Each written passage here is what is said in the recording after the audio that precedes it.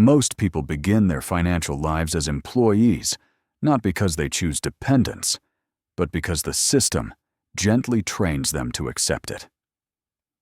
You exchange time for income, income for security, security for predictability. Books that explore the transition from employee to investor do not criticize this path.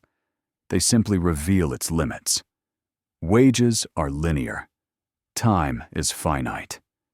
And dependence, while comfortable early on, becomes fragile over decades. The most influential books on this journey begin with a mental shift rather than a financial one. They explain that employment is not the problem. Permanently staying in an employee-only mindset is. Financial celebrities who made this transition often describe a moment when they realized their income stopped the moment they stopped working. That realization was not dramatic. It was quiet and irreversible.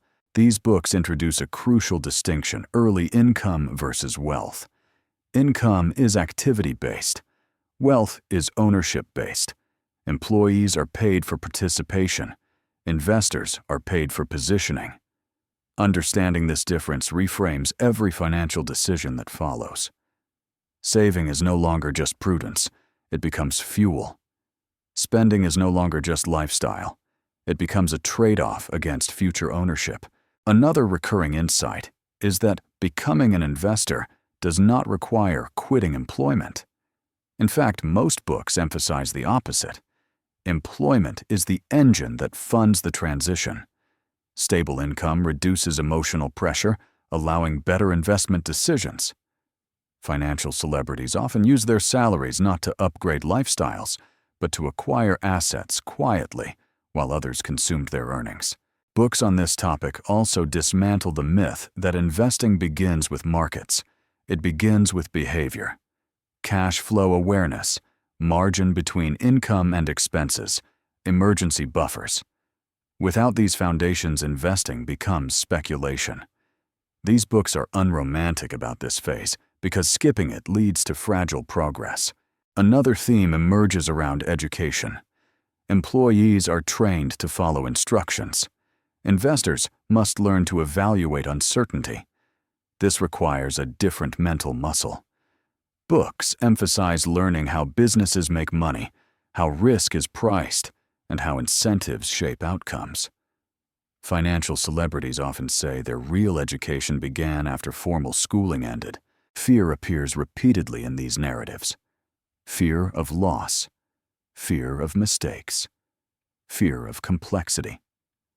Books acknowledge that employees are conditioned to avoid risk because income depends on stability.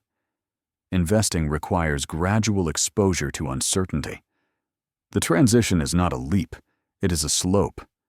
Small, repeated decisions build tolerance and judgment over time. These books also address impatience. Many aspiring investors want replacement income immediately. Serious literature warns against this. Early investing is about learning and positioning, not escape. Financial celebrities describe years when investment returns were negligible, but lessons were priceless. Those years prevented catastrophic errors later. Another important insight concerns identity. Employees often define themselves by role and title. Investors define themselves by judgment and allocation. Books explain that identity must shift before capital allocation can improve. When ego is tied to salary or job status, risk decisions become distorted. Books also emphasize that investing is not about intelligence, but temperament. Emotional discipline matters more than analytical brilliance. Employees accustomed to feedback and structure struggle initially with markets that offer neither. These books train readers to act without reassurance. Time horizon becomes central. Employment rewards short-term performance. Investing rewards patience. Books show how compounding favors those who remain invested through boredom and fear. Financial celebrities often say their advantage was not insight, but endurance. Another recurring lesson is that the employee-to-investor transition accelerates when individuals stop consuming success and start acquiring it. This does not require austerity. It requires intentional trade-offs. Lifestyle inflation delays ownership. Modest restraint accelerates independence. Books also highlight diversification of income sources. Relying on a single paycheck is riskier than it appears. Investing introduces redundancy. Dividends, equity appreciation, business ownership. These streams reduce vulnerability even before they replace income. Mentorship appears frequently, but not as motivation. Mentors provided perspective. They normalized volatility. They prevented emotional overreaction. Financial celebrities sought mentors not to copy trades, but to understand process. Another subtle insight concerns patience with invisibility. Early investing progress is invisible to outsiders. No promotions, no applause.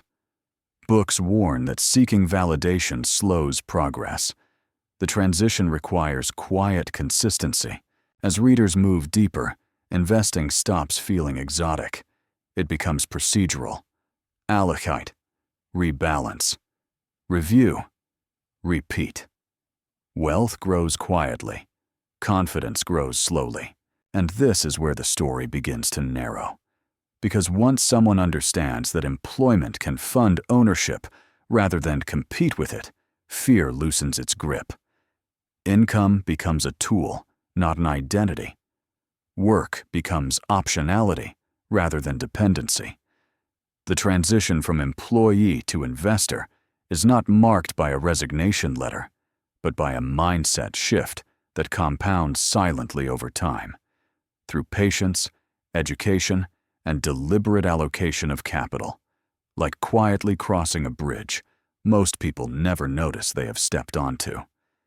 And this is where books about moving from employee to investor become most honest, because the real transition does not announce itself with freedom or certainty, but with responsibility and delayed gratification. In the second half of these stories, a clear pattern emerges. The moment someone truly becomes an investor is not when investment income exceeds salary. It is when decision-making permanently changes. Financial celebrities often describe this moment not as excitement, but as discomfort.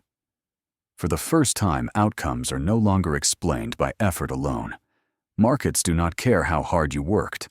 Ownership exposes you to results without permission or reassurance. These books emphasize that the employee mindset seeks safety through predictability. The investor mindset seeks stability through resilience. Employees are trained to avoid mistakes. Investors are trained to survive them. This psychological shift is the most difficult part of the journey. Many people accumulate assets, but never fully become investors because they continue to think like employees, seeking guarantees, fearing volatility, and abandoning positions prematurely. Another hard lesson appears here. Investing reveals time asymmetry. Employment pays quickly and predictably. Investing pays slowly and unevenly. Early on, this feels discouraging.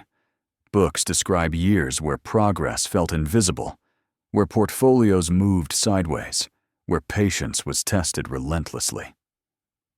Financial celebrities did not succeed because they were rewarded early, but because they stayed engaged long enough for compounding to matter. These books also dismantle the fantasy of passive ease. While investing can become less time-intensive than employment, it is not mentally passive. Judgment must be maintained. Allocation decisions must be revisited. Emotional reactions must be restrained. The investor's work shifts from activity to oversight. Those who underestimate this responsibility often panic at precisely the wrong moments. Another pivotal insight is that the employee-to-investor transition accelerates when individuals stop measuring progress by income replacement and start measuring it by optionality. Can you walk away from a bad environment? Can you say no without fear? Can you absorb volatility without lifestyle collapse. These markers appear long before financial independence, and books emphasize recognizing them as progress. Risk management becomes central in this phase. Employees manage risk by avoiding it.